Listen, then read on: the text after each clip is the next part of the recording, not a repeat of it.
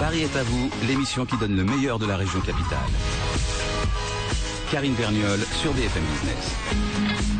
Tendance, rendez-vous, business, spectacle, expo, resto, tout ce qui fait vibrer la capitale et dans Paris est à vous. Et ce qui anime les conversations dans les tabacs, en terrasse, voire même dans les bureaux, eh bien c'est la cigarette électronique. Quels sont les bienfaits, quels sont les dangers, comment la réglementer, est-ce la panacée pour arrêter de fumer? Faut-il justement l'interdire dans les lieux publics? Autant de questions auxquelles va tenter de répondre avec ses invités Aurélie Planex. Bonjour Aurélie. Bonjour Karine. Alors, autour de la table, nous avons Agnès Delrieux. Bonjour.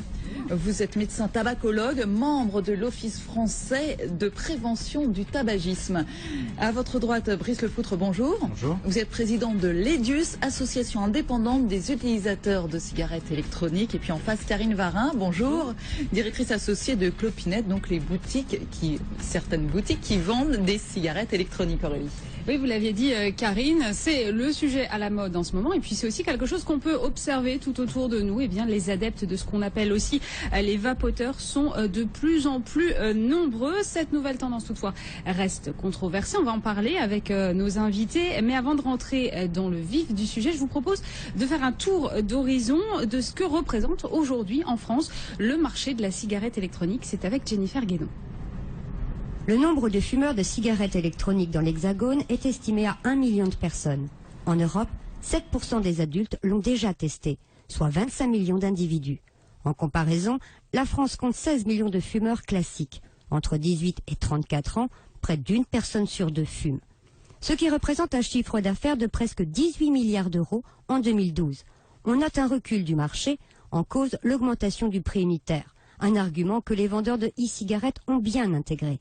À titre d'exemple, on estime qu'un fumeur d'un paquet par jour, soit 20 cigarettes, économiserait 9 € sur son budget hebdomadaire en utilisant une e-cigarette.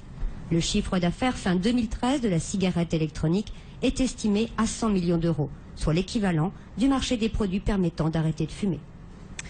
Vous l'avez entendu, Jennifer vient de nous le dire, les chiffres concernant ce marché sont quand même impressionnants. On a une croissance potentielle en plus de ce marché qui est assez impressionnante aussi. Karine Varin, vous êtes directrice associée de Clopinet. Qu'est-ce qui explique un tel engouement pour ce produit ? Je pense le bouche à oreille, tout simplement l'effet du produit sur le consommateur, sachant que la cible principale, c'est le fumeur. Et vous, du côté de l'association des indépendants des utilisateurs de cigarettes électroniques, Brice Lefoutre, vous expliquez ça comment ? Par son efficacité, par la possibilité de conserver le plaisir tout en se débarrassant du tabac qui est mortel, et de pouvoir continuer à avoir du plaisir à vapoter sans prendre trop de risques pour sa santé. Il y a quand même, vous le disiez, vous avez cette notion en tout cas de risque diminué. On a quand même une polémique autour de la dangerosité de ce produit. Alors on a une étude néo-zélandaise qui nous dit voilà, les vapoteurs sont plus efficaces que les patchs pour arrêter de fumer. De l'autre côté, il y a une enquête de 60 millions de consommateurs qui dit il y a des molécules cancérigènes en quantité significative dans les cigarettes. Et puis une troisième étude dit que quand même c'est moins dangereux pour le cœur. Agnès Delrieux, vous êtes médecin tabacologue. Comment on s'y retrouve dans toutes ces études? Alors déjà, moi je crois que l'étude néo-zélandaise n'a pas dit que la cigarette électronique était plus efficace, mais qu'elle était au moins aussi efficace que les substituts nicotiniques. Aujourd'hui, la cigarette électronique, je crois qu'elle permet aux fumeurs dépendants de sortir la tête haute de son tabac. C'est-à-dire que pendant des années, on a culpabilisé le fumeur. C'est pas bien de fumer, c'est pas bon pour la santé. Tout ça, ils le savaient.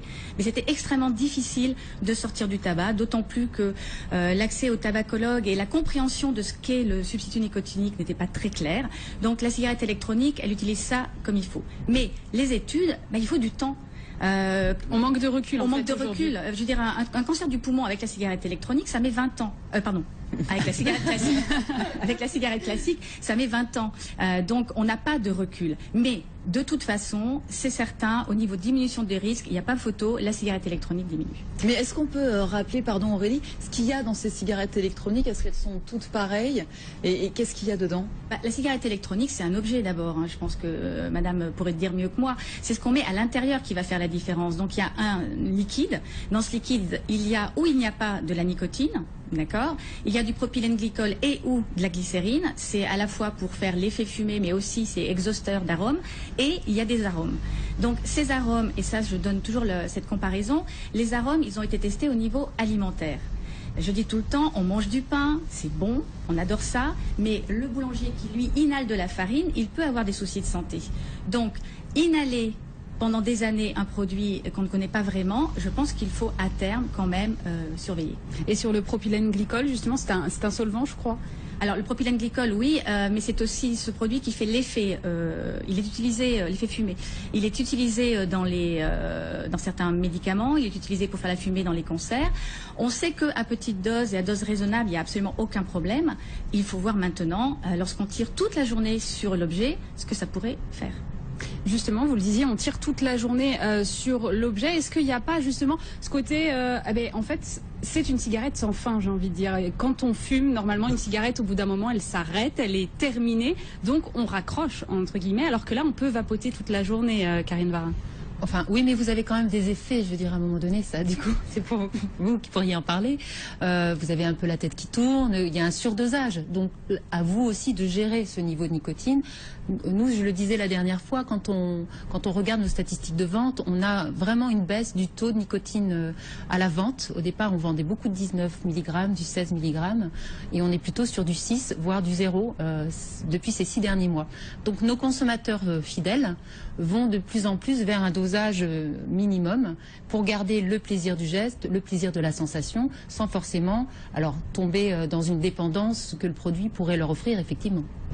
Alors le Parlement européen doit examiner le mois prochain un projet de loi sur le tabac qui vise notamment à classer la cigarette électronique comme médicament. Je crois que vous êtes assez contre, Brice Lepoutre.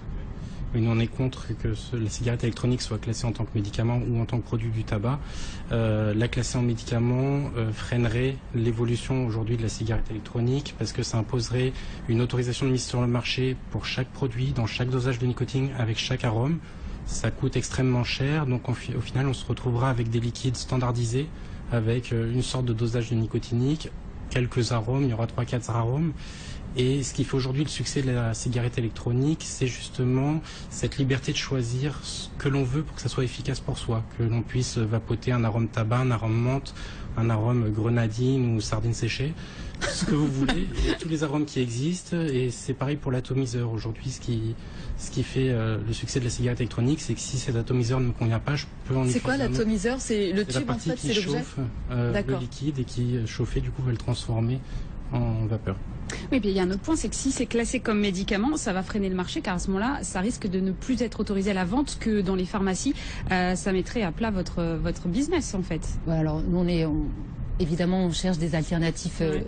Parce qu'on ne sera pas non plus dans les petits papiers du Parlement, on ne sait pas ce qui va être dit, mais effectivement là on retombe surtout dans la culpabilité de la vente à travers une ordonnance et auprès d'un pharmacien. Bon voilà, effectivement nous on n'est pas pas uniquement sur le côté business, mais sur le côté liberté et le juge arbitre sur un produit qui aujourd'hui a peut-être sa chance auprès des fumeurs. J'ai quand même une question sur le contenu. Vous parliez du tabac, de la nicotine tout à l'heure, à certaines doses. Vous dites la nicotine baisse, mais c'est quand même un produit dangereux. Si on laisse... Non, mais vous souriez Agnès Delrieux, mais j'ai entendu dire si on laisse, par exemple, c'est aussi dangereux qu'un produit d'entretien si on laisse traîner ça auprès d'un enfant, par exemple. De toute façon, le fumeur, lui, il ne va prendre que la dose qu'il prenait déjà avec ses cigarettes. Donc, il va s'auto-réguler, comme disait madame, et il va prendre la dose qui lui convient. S'il en prend trop, il va avoir envie de vomir, mal à la tête, etc. Donc le danger, il est pour ceux qui ne sont pas dépendants à la nicotine. Donc quelqu'un qui commencerait à utiliser une cigarette électronique, ce serait dangereux. Et le danger, il est dans le produit en lui-même. C'est-à-dire que si vous voulez boire ce qu'il y a dans la cigarette électronique, c'est un poison. Le poudre, c'est toxique, c'est très toxique. Donc c'est pour ça, en effet, qu'il y a eu différentes choses qui sont faites maintenant. On trouve sur les liquides, sur les boîtes de liquide, une tête de mort pour expliquer quand même que c'est un produit toxique.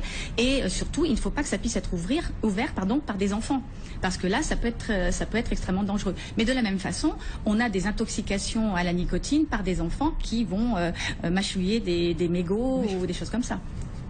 Oui, effectivement, mais bon, il faut espérer que ça n'arrive pas trop. La législation autour de la saveur en tant que telle, elle a été depuis le début classée comme préparation dite dangereuse du fait de la présence de la nicotine.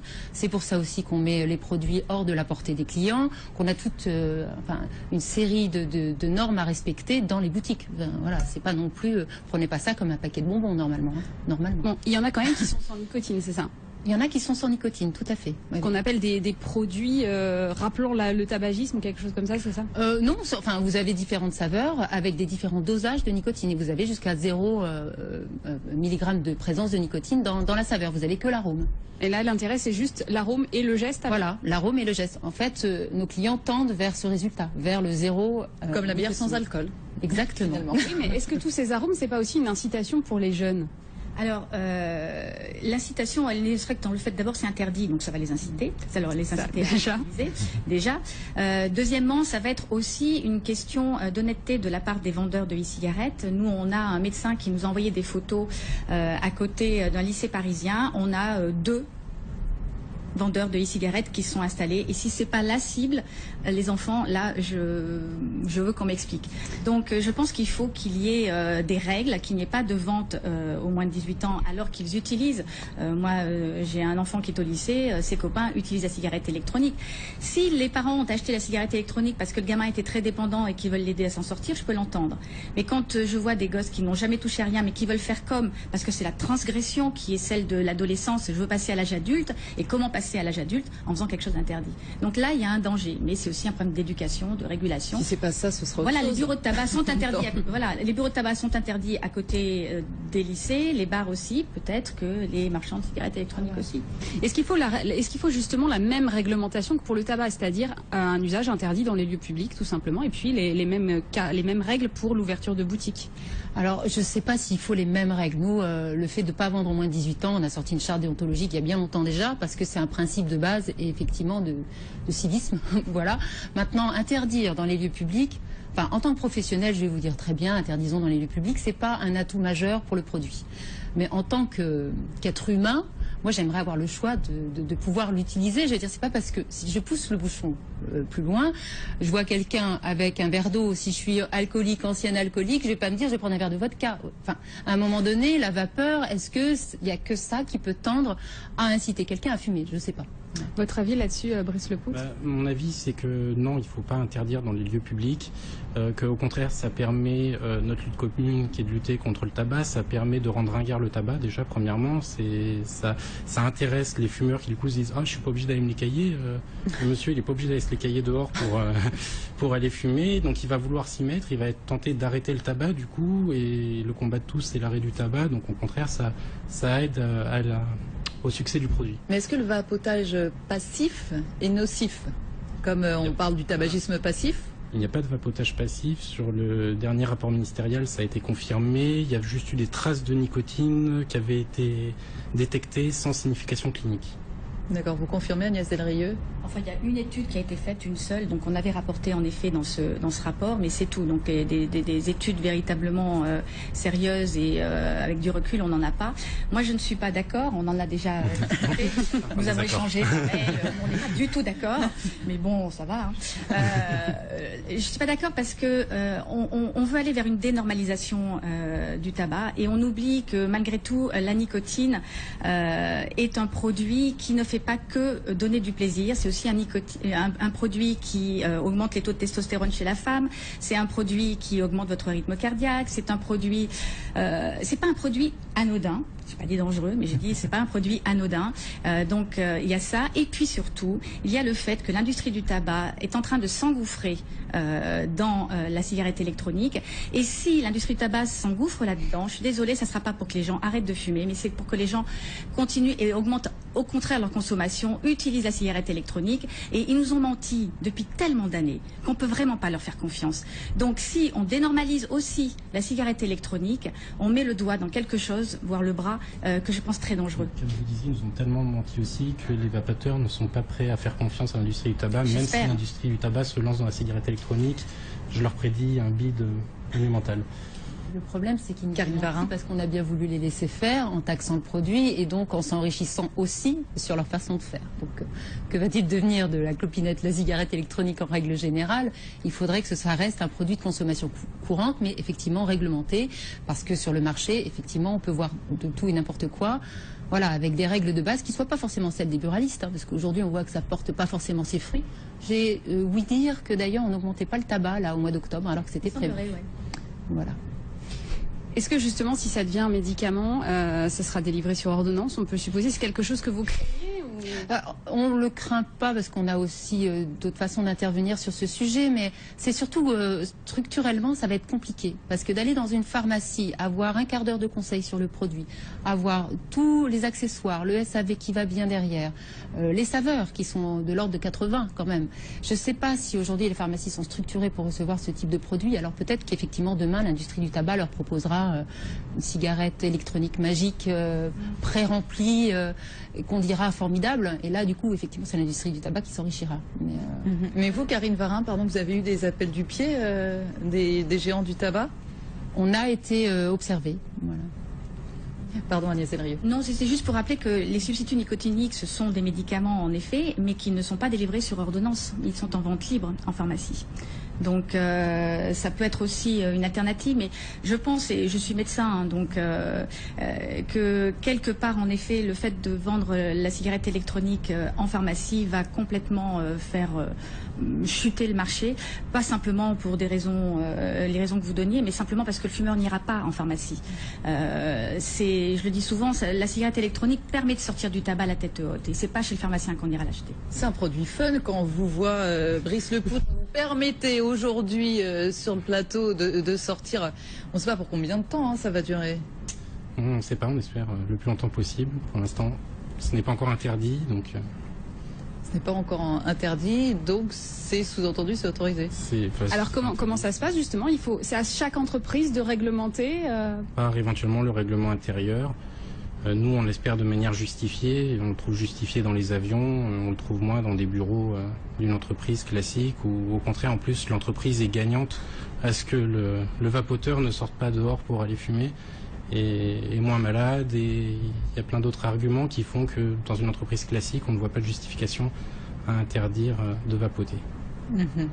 On a quand même peu de chiffres aujourd'hui sur vraiment combien de fumeurs arrêtent grâce à la cigarette électronique.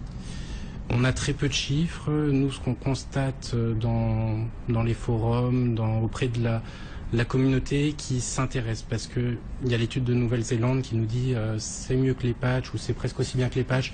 8%, c'est pas la réalité, c'est un chiffre très décevant. 8%, c'est pas la réalité du terrain, parce que dans l'étude néo-zélandaise, ils nous ont justement démontré que la cigarette électronique médicalisée, c'était un échec. Parce que ce qu'ils ont fait, c'est qu'ils ont fourni une cigarette électronique, qui ressemble à une cigarette de tabac d'ailleurs, avec un atomiseur, un liquide où ils n'avaient pas le choix de l'arôme ni du dosage nicotinique, et on leur dit, allez-y.